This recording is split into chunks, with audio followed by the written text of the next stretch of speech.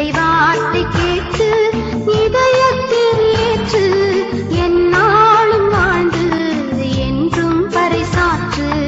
இறைவார்த்தை கேட்டு.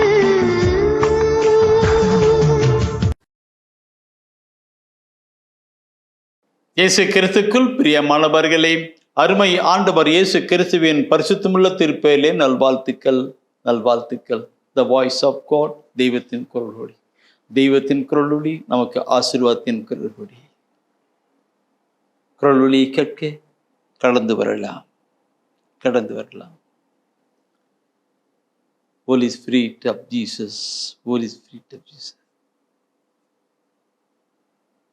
திருப்பாடல் 84 திருப்பாடல் 84 4-5 வசனத்தை நாம் பார்க்கிறோம். தூய ஆவியானவர் காட்டுகிறார். உமது இல்லத்தில் தங்கி இருப்போர் நற்பேறு பெற்றோர். அவர்கள் எந்நாளும் உம்மை புகழ்ந்து கொண்டே இருப்பார்கள். உம்மிடம் இருந்து வலிமை பெற்ற மானிடர் பேறு பெற்றோர்.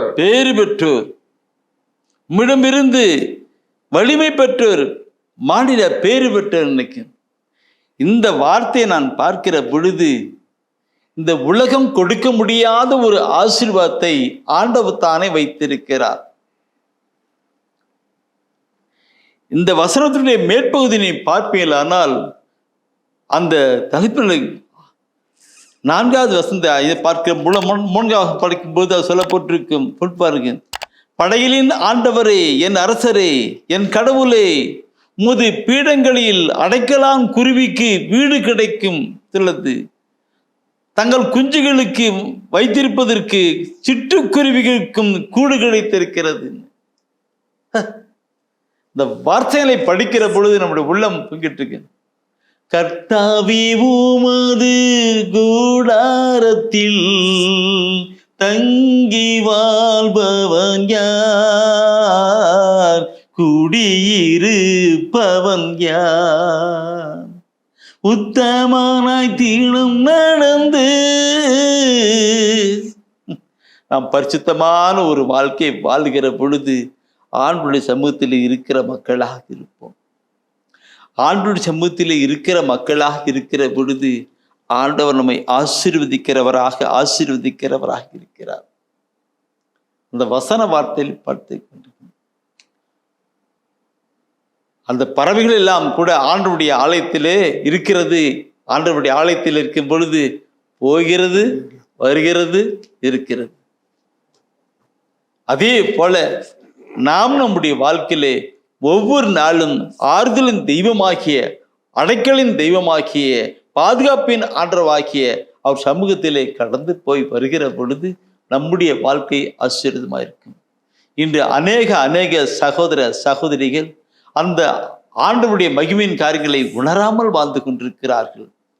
இந்த நாளிலே இந்த அருமையான ஒரு உதாரணத்தோடு கூட ஆண்டவர் தருகிற வார்த்தை தான், மகனே, மகளே, அடைக்கலான் பிரியை பாரு, அந்த வானத்து பறவைகளை பாரு, அது எப்படியெல்லாம் அங்க ஆழ்த்தினதுக்கு. அதே போல உனக்கு ஒரு அடைக்கலமும் ஒரு ஆறுதலும் ஒரு தேறுதலும் உனக்கு உற்சாகம் இது வேணும் என்றால் ஆலயத்துக்கு வா என்று தான் ஆண்டவருக்கு சொல்லிக் கொடுக்கிறார்.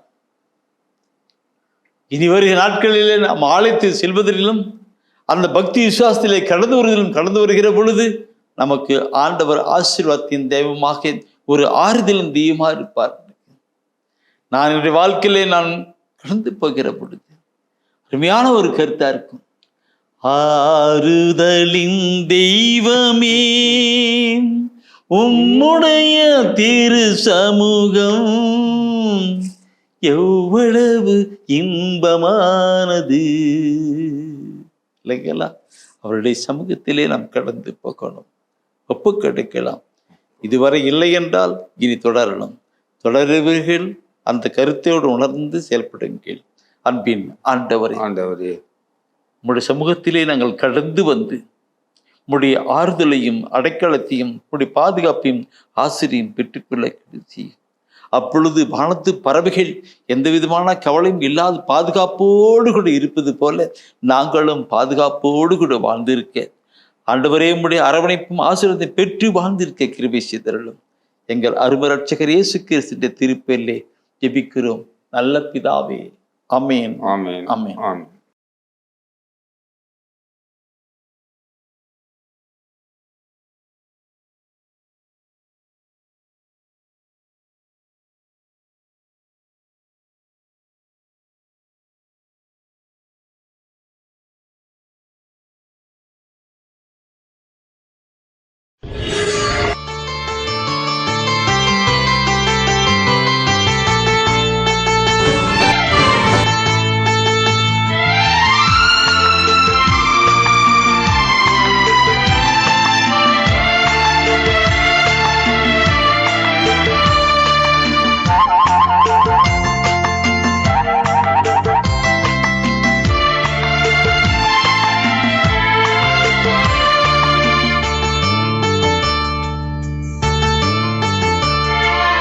இறைவார்த்தை கேட்டு இதயத்தில் ஏற்று எந்நாளும் வாழ்ந்து என்றும் பறைசாற்று.